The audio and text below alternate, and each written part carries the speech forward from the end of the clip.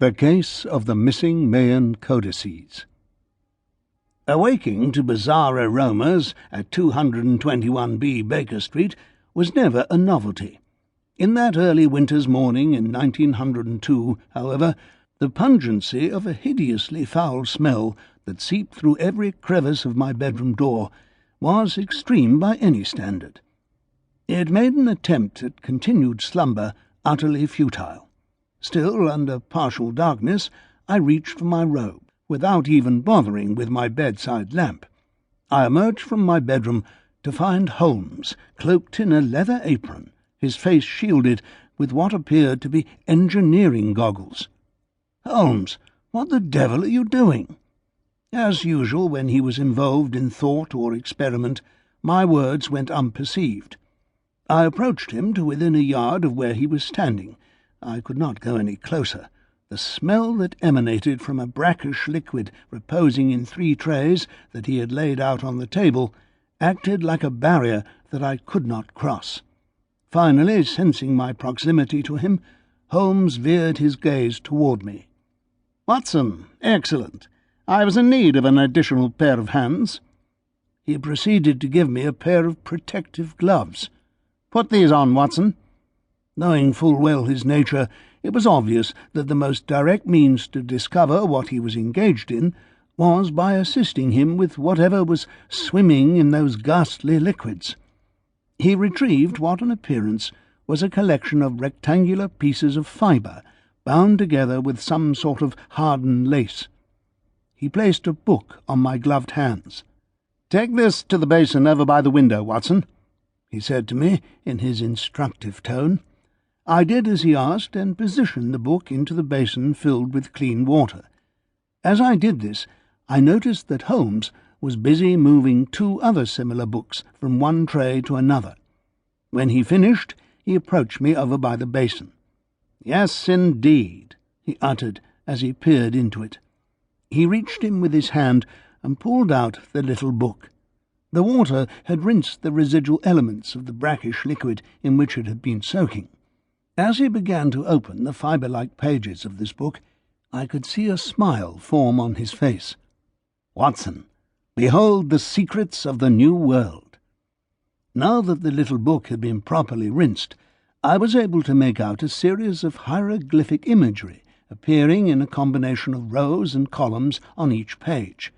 The whole thing did not seem to consist of more than 40 of these pages. The style did not look like any hieroglyphic writing common to ancient Egypt, or those found in the lands of Babylon. During my time in India and Afghanistan, I had seen many ancient writing styles, yet this shared nothing in common with those. "I didn't realize that you were interested in archaeological endeavours, Holmes." "This is not some idle pursuit, Watson," he responded rather curtly. Before I could modify my original statement, he continued, "Idle dabbling in any discipline is for the mediocre of mind. You know me better than that. I use science and all that it can reveal as a tool." Observing that I had offended his sensibilities, I attempted to soothe the air. "I meant to say that an amateurish engagement can be a healthy way to cleanse the mind." "Nonsense, Watson. Everything that one does should lead you to an answer which in turn will free you to address another question. That is what distinguishes a professional, such as I, from a leisurely-minded hobbyist." "So what is all of this, then?" I inquired.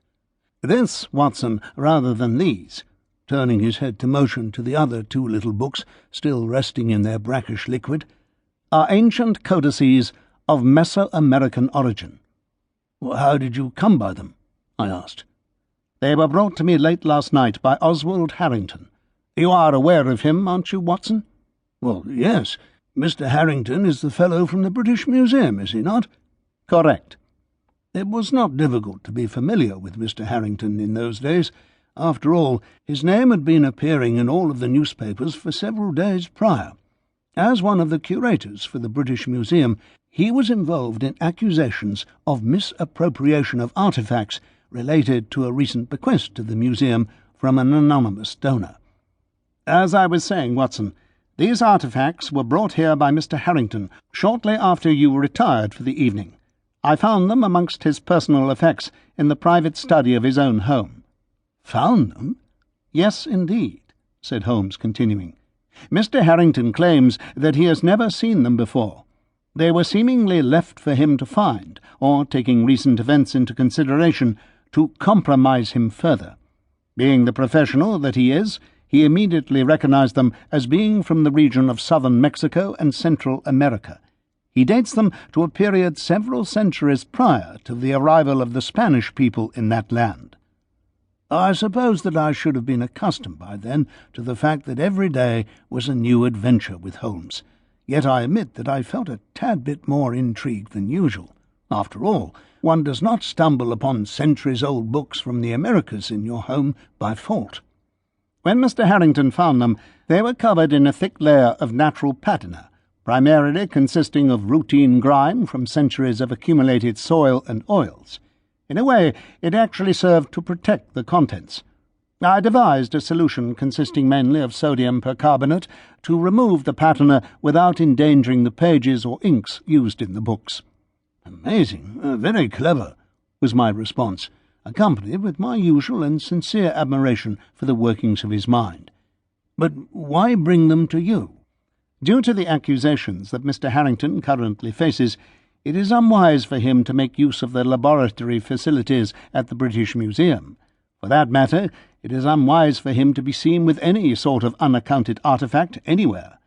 Having made my acquaintance when I assisted in bringing resolution to a sensitive matter for the museum a few years back, he felt that I was the logical choice to not only properly cleanse these invaluable items, but also to discover how they arrived to be in his study in the first place."